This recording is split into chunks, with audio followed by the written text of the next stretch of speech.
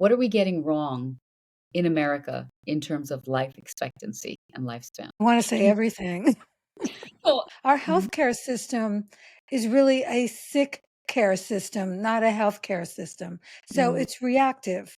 You get something wrong with you, you get a heart attack or you get cancer, and our system is pretty good at treating those things. So mhm. that's good news. But in terms of creating health, and preventing disease, we're not so good at that.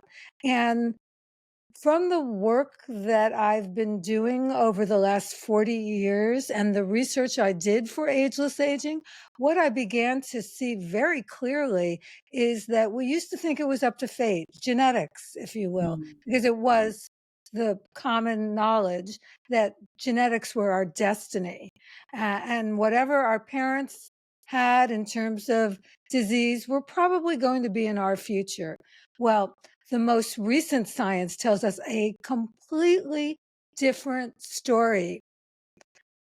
In fact, genetics only plays a much smaller role than we ever assumed it had played.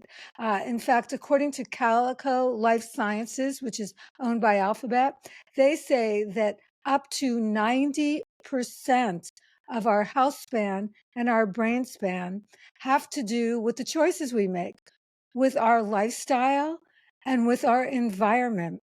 So it's really in our control. So that's in some ways really bad news. It's like, oh, I'm responsible for my own health and well being more than the world out there. But Basically, that's what you've just told me, because I think I yeah, have spent, in all honesty, maybe 25 hours out of the last decade of my life inside of a gym, maybe 25 hours max. And unfortunately, what you're telling me is it's not too late, so it's still all on me. okay, it's never too late, but it's also never too early, and it is on you.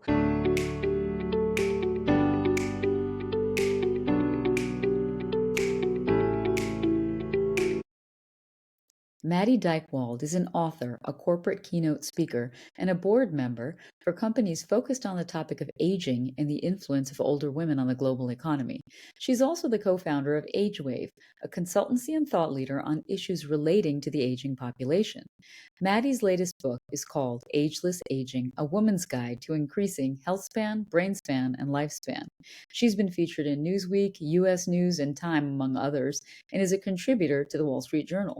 On today's podcast, we are talking about how to maximize all three of these measures and what America is getting wrong about aging.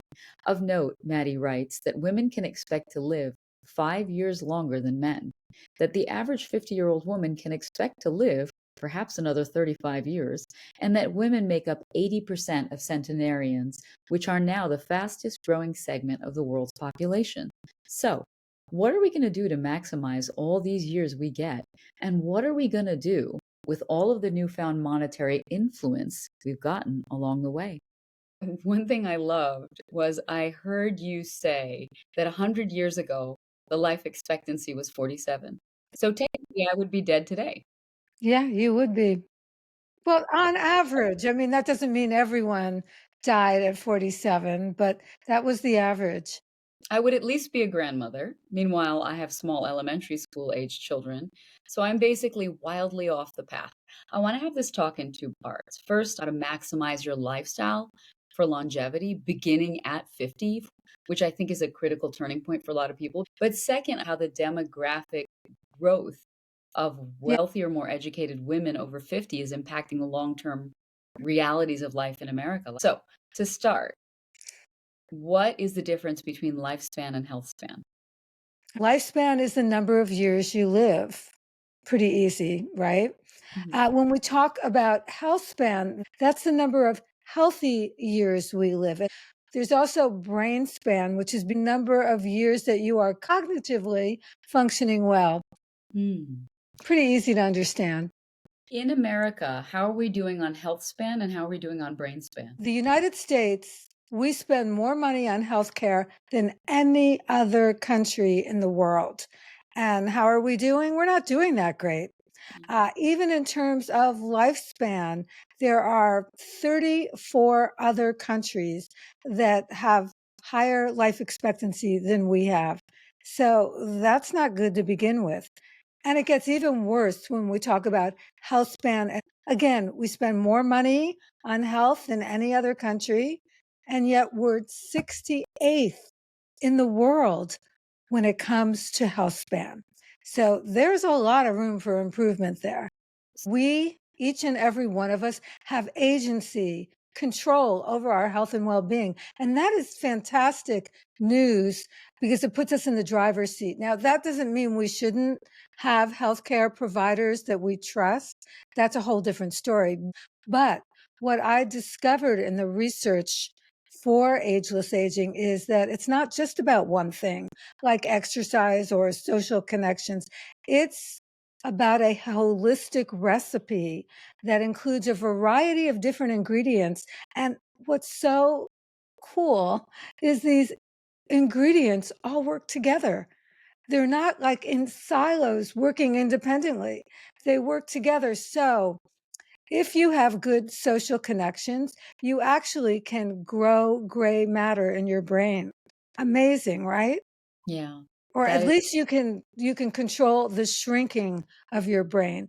and 10 If years you ago, we didn't think that way. When my Yeah, grandmother we was just suffering from didn't. Alzheimer's, we didn't think that. Hmm. Hmm. Let's understand that you can prevent or delay Alzheimer's disease, but first, women are twice as likely to get it as men. So that's something to think about. And second, uh, it is a disease. I mean, if you get it, there are steps you can take, but there is nothing that cures Alzheimer's disease. Nothing. Well, and at one point I had noted you said Judith Lorber and Lisa Jean Moore said in their book, you had quoted their book, Gendered I Bodies, did, yes. Feminist Perspective. They said men may die quicker, but women get sicker and That's spend more right. years in poor health at the end of their lives. What are women getting wrong? Say what women are It, getting right. well, but I want to do that in two parts. Is it wrong to assume that it's because the women are taking care of the men to their own detriment? Well, that's one theory, and maybe you're right. I mean, who knows? That has not been scientifically proven. And what we do know is that, yeah, in terms of longevity, women have won the lottery. We live longer than men, and that is great news. Yay. But on the other hand, we spend more years, on an average of 12 to 14 years, in a cascade of declining health. Could be just having pain from arthritis. And that's not a just. I mean, that could be debilitating. Sure. Could be cancer, heart disease. But uh, we need to change that scenario. Yeah. Yeah. Well, and it's sort of like I always think this way, being 47 and then having people say, "Oh, you don't look your age," bothers me. Because what I always say is, I'm not aiming to look young. I'm aiming to stay hot. There's a difference. Let's be clear. Similarly, when I think about aging, the goal I don't think should be to live long. The goal should be to live well. So Absolutely. I would rather have 85 good years than 85 good years and 10 painful years. You're not alone. I mean, I think that's how most of us think. When I do keynote speeches, which I do all over the country to mostly corporate groups, oftentimes I'll just say, "Hey, who wants to live to 100?" And almost all the hands go up in the room. When I say no matter what, almost all the hands go down. People don't want to live with disease. They certainly, the number one fear that we've learned at AgeWave, which is the company I co-founded, we do a lot of research, and we do research on behalf of many of our corporate clients. And oftentimes we'll say, "What's the biggest fear you have about getting older?" It's always cognitive decline and Alzheimer's disease. We don't want to lose our minds. Right. We've been losing our minds our entire lives, but we don't want to lose our minds. We may lose our minds like, momentarily, Well, but and to that's lose it, and not really be cognizant of what's going on around us and lose our ability to function well and to have memory. I mean, that's scary stuff. well, and that was gonna be a part of the rapid fire questions I was gonna ask her. The first one was, what do people fear most about aging? And you're saying it's cognitive decline. Second question, what can they most control about aging? Okay, so when it comes to aging, what we know is that there's three kinds of aging. There's chronologic aging, and that's how many birthdays that you've had. And I'm 74 years old. I celebrate the fact that that's my age, and that feels pretty good to me. Okay. Everybody's different. Then there's this whole idea of physical aging, and that's physical decline, really, biologic aging. What happens on the inside and the outside that really kind of puts us into a debilitating state. That's not where we want to go. But the third kind of aging is the kind of aging that we actually really want to see more of, and that is emotional or psychological aging. And that is the idea that as we get older, we get smarter, we get wiser, we get more resilient. From studies we've done at AgeWave, we have seen that there's this U curve of happiness that is very predictable. When people begin to hit their 50s, they're actually far happier. And maybe you're proof of that as you move towards your 50s Go ahead. than they were when they were in their 20s and 30s and coping with relationships that maybe don't work and kids and trying to build a career all at once. Getting out of that phase of life and moving towards that something else that's a little bit more in your control, Mhm. uh, that that seems to be the sweet spot of aging. It's ironic because there's a part of aging that people are afraid of because it signifies a loss of control. When you're in your 20s, stupidly, you do think you have control over your outcomes. You're wrong, but you think you do, right? Life disavows you of that notion in your 20s, 30s, 40s. And then, ironically, is it possible you wake up close to 50 and figure out you have control more over some of the things you didn't realize you had control over and less over some of the other things, but overall more control about how you decide to process it all? And that's what's giving us our peace. Yeah, well, that's the power of the individual. Uh, I personally think about what's controllable, what's not controllable. And the controllables I try to take action on. And if you're not taking action on it, then you can't complain about it. But the things that I can't control who's president. Yeah. That's, all I can do is vote. Right. So I've got to just decide in my own mind, how am I going to cope with a new reality that I may like or may not like. So what's so interesting about that is that there have actually been studies done on attitude and aging. What did And we learn?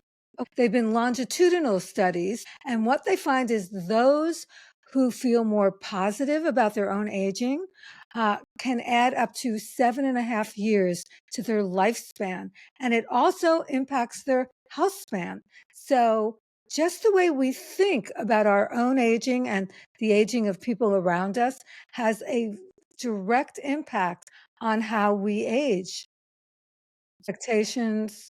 And you make Yeah. the case for reimagining aging, right? Ageless aging.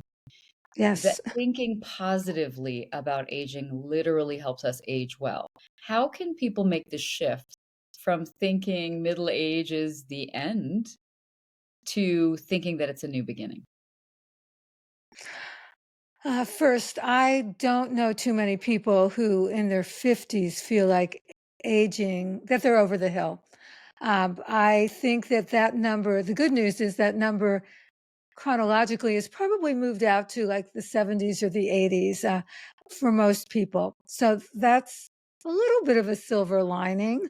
Mhm. But I think that it's different for women than it is for men.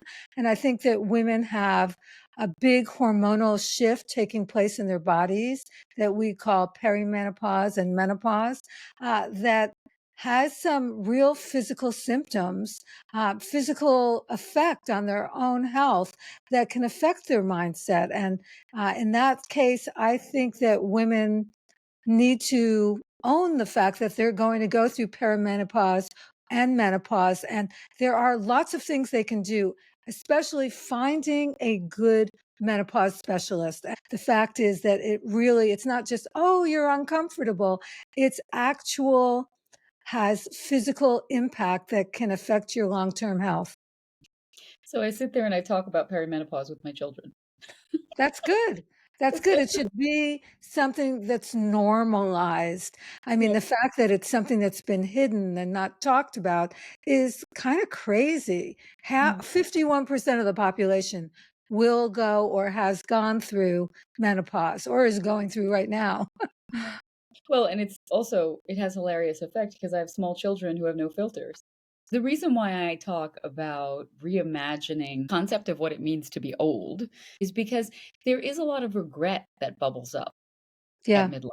Regret coupled with the feeling that certain doors are closing. There are women who wanted to have children who now are, well, 50, I'm going to close the door, right? There Yeah. are men who wanted to get married and they're saying, maybe I'm closing the door. All sorts of major life changes that happen at this period of time. So turning 45, 50, something like that, 55, going through a divorce or accepting that you'll never have kids, it can be empowering, but it can also sort of force you to reevaluate the critical turning points and the Mhm. big question of how did I get here? So Yeah, there people is. emerge with a lot of if I knew then what I know now. Meanwhile, they'll be looking at Instagram and you'll see people who are 85 saying, God, what I'd give to be 45 again, right? And it's lucky, but I think we're in the midst Yeah. of this real shift about what the average American thinks aging means, what it looks like, and what it should Yes. feel like. So graduating college was the big turning point, right? What Yeah. if 50 is the actual next big graduation day? Kind of graduating your midlife and saying, I got through it. You patted yourself on the back and you pushed the tassel when you were 20, and you definitely knew you didn't get it all right, but you congratulated yourself. And I think there's something at 50 that we need to start doing that's sort of like, hmm, I made it through that moment of midlife. Looking in the mirror and saying, okay, so these are the choices that you made for yourself. Yeah. Okay, I'm okay with you and I'm going to take care of you. And that in and of itself, I think deserves like maybe we push the tassel in the other direction. But Yeah. um, I want I to think ask so you too. if you could go back uh, to my age, if you could be 47, what would you do differently to enhance your aging? And look, you're a happy person, you're a fulfilled person, but what would you do differently if you were my age? I have always tried to live with no regrets. Mm, And I mean, we've had a lot of issues that we've had to deal with in our lives. People around us getting sick. My mom had Alzheimer's disease. My husband, Ken, his mom had it. His dad really went through a cascade of poor health and lost his sight from diabetes. And they live across the country from us. My husband's brother suffers from all kinds of angst. So life is complicated. And I have always felt that you can focus on what's going right or on what's going wrong. And what's going wrong, you need to try to come up with some solutions to fix it if you can. And if you can't, you've got to find a way to accept it. And part of the way that I keep myself in a positive direction is to recognize that fact and to recognize that I have the control over what I do on a day-to-day basis and the impact that it has on others. And sure, I could have had a completely different life. Once in a while, I think about that, but more I try to focus on what do I want my future self to be looking like, feeling like, thinking about, discovering. Well, so I think about prescriptions, right? And Yeah. I think about experts like you and what prescriptions they would you give me for health span, for lifespan, and for age span. Yeah. Mhm. Okay, well, I would begin by telling you that what's good for the heart is also good for the brain, and to recognize that fact. So, what I'm doing for health span and brain span is going to also begin to impact, have a ripple effect on my lifespan. First of all, I don't think there's one thing, but I want to put it There's into a not just context. one. I know that. I know There that. is this holistic recipe of ingredients that include exercise and include what you eat and include our attitudes and expectations and what we do to cope with our brain health, includes our hormones. I mean, there's a whole variety of ingredients all working together. But if I were to choose one, I do think there's a silver bullet, and that is exercise. It's a Mm, simple thing, but it's complicated to actually implement in your life because it's not just about, oh, I'll go out and do cardio every day. But as we get older, even in our late 30s, we begin to lose muscle mass. And that's called sarcopenia. And it's not something that you want to have happen because it doesn't just affect the way you look and your ability to lift things and such. It affects your ability to walk, and it affects your bones and your heart health and every single element of your life. So you want to do muscle strengthening at least 3 to 5 times a week. And you also want to have an element that people don't always think about as exercise, and that is relaxation. I'm good at that Breathing exercises and meditation. These are actually what I would consider part of the exercise component. for sure. For sure, because an unsettled mind is not going to age well, right? That's exactly So right. what's the biggest determinant for women of emotionally healthy aging? Is it safe for me to assume that keeping really strong long-term female friendships is helping me stay alive? Yeah, I think that having strong, healthy relationships, whether they be with women or with men, um, with your family or your friends or an extended community, incredibly important. It can really add years to your life and make you feel healthier and can improve your brain span. But we also sometimes have toxic relationships. And what I have learned from talking to experts is that getting rid of those toxic relationships as you get older is as important as creating really positive relationships. It's really interesting. Okay. And the reason I ask about women and their friendships in particular when it comes to aging is because the next topic I wanted to talk with you about was the growth of women's economic power, Yeah, on which you are also an expert and you give keynote talks. Um, there is this growing demographic of women who are going into midlife on their own in a that's right. way that our parents' generation, our mothers and our grandmothers really never faced life alone until they were probably 75, 80, 85. They were widowed at the end. And we are a generation for the first time that is in many cases by choice and sometimes not by Yeah. choice, going into this phase of our lives earlier alone. And so those friendships matter and our groupthink matters. And you had made the point in one of your speeches, I think, now that we have more than 51% of the wealth in the US concentrated in the hands of women, women's economic power has shifted quickly. You know, we've gone from not being able to get credit cards without male That's right. approval to holding the majority of US wealth in our hands over the age of 50 as women in under 2 generations. What do you predict about how life will look different as a result of women holding 51%? of the money in this country.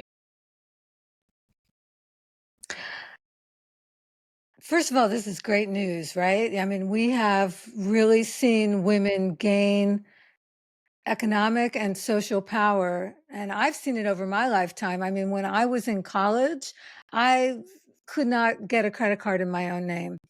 Yeah. So, yeah, things have really changed. They haven't changed enough, in my opinion, but uh, hopefully the change will continue. And there's a few ways that will affect the future and already is affecting the future. Let me give you one example. You, I know, are involved in venture, right? Mhm. So women are getting more involved in venture, and venture capital was never, ever something that women could be involved in. So I'm involved with a company called Portfolia. It is a platform that encourages women in particular who generally could not invest in venture, didn't even understand what it was to invest in venture, because instead of needing hundreds of thousands of dollars to invest, you only need $10,000 to invest. So it's kind of like a collective. We invest in companies that we want to see succeed, companies that really mean something to us. And we're not alone. There are other venture capital firms that are investing in companies that women in particular want to see happening. I was recently invited to a bipartisan women's political action committee event, and their entire focus was on raising money across the aisle for to support candidates who care about women's issues and are willing to fight those fights across the aisle. When I was coming out of college, there was talk of the fact that if you give a microloan to a man in a developing country, Yeah, he will use it to buy something and enrich himself. alcohol and Right, other right, things. Yes, and value for himself in general. But on average, you give that same microloan to a woman and you will see her community rise. You'll see all yeah. sorts of positive outcomes That's for absolutely right. me, There's right? statistics that show that to be the case. So this Yes. is the other end of the spectrum. When you put 51% of economic power in the US in the hands of women, and generally women over the age of 50, you gotta believe that's gonna change the landscape of what America looks like 25 years from now, because this is Uh, massive wealth. yeah. I certainly hope that your optimistic point of view about this is something that comes true. But we haven't seen that necessarily to be the case. You mentioned these political action groups. They've been around for a while. We've seen Emily's List. On the Democratic side, we've seen the Susan B. Anthony group on the more Republican side. But we see women's rights are, in fact, not improving. They're actually decreasing. And we're seeing a reaction. Uh, I don't know what it is exactly that's going on, but one of the things that I try to emphasize is that it's not that women want to do better than men. We just want to be on an equal playing field. And I think that we need men and women to understand that. When we have this much monetary influence and we have these massive financial gains, there are still things that women are going to fear about aging. Tell me about the mission of AgeWave. Well, we started Age Wave in 1986. So I've Mhm. been on this beat for close to 40 years. When we started, 50 was considered over the hill. So we didn't want that to be the way people thought about getting older. We wanted to kind of change the whole image of aging to something that was more positive. And one of the ways we thought we would do it is we would go out and do keynote speeches at big corporations all over the country and let them know that first, the population's shifting. In fact, Mm. the fastest growing segments of our population are the oldest segments of our population. So that was point number one. We also wanted to tell them that old is not the same as it used to be. We used to think older people were set in their ways, didn't have any money, didn't like to try new things. Well, that was the old. In with the new kind of older adults, they love to try new things. They're not necessarily brand loyal, and that's where the money is. So getting that message out to corporate America had the effect that these companies wanted to better understand, well, who are these older people? What do they want? What are the different segments of them? So we became a research and consulting firm, and we worked with primarily Fortune 50 companies like Bank of America, Merrill Lynch, Edward Jones, Procter and Gamble, uh, Pfizer, all kinds of companies that wanted to better understand how they could serve this older population and create a win-win. Well, you were definitely ahead of your time. Have their ears perked up more in recent years? Certainly, the financial services industry has, and also health.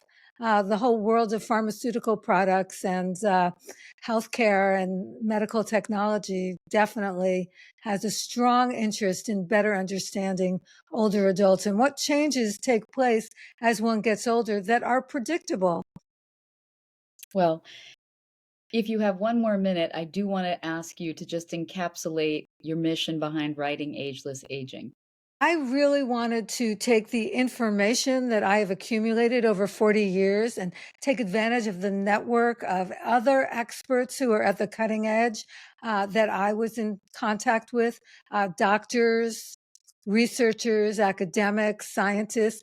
And I wanted to take that information and make it available to women who, as we've said, we have longer lives, but we're not doing quite as well when it comes to health span and brain span. And there aren't any books out there that are really aimed at women that focus on these issues. I wanted to fill that void, help women of all different backgrounds and economic capabilities to be able to live better longer. Not that complicated. It shouldn't be.